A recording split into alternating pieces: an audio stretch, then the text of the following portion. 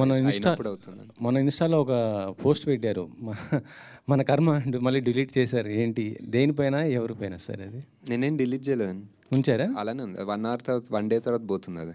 One day తర్వాత ఎందుకు sir? అంటే అలా పెట్టడానికి కారణం ఏంటి? లేదు, అదేదో ఒక 400 ఎకరాలు తీస్తున్నారంటే ఇంకా మన కర్మ ఏం చేస్తాం అంటున్నా అంతే.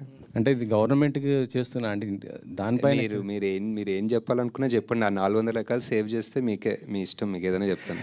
అంటే గవర్నమెంట్ ఏదైనా కోర్టు కావాలంటే అది ఇస్తాను.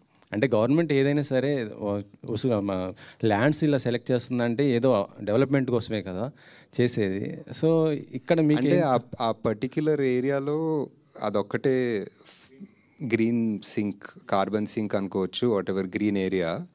అక్కడ చాలా ఉన్నాయి ఐటీ పార్క్లు, మోర్ దెన్ ఎనఫ్ ఉన్నాయి. అండ్ నాకు తెలిసి సగం ఐటీ పార్క్ ఖాళీ కూడా ఉన్నాయి.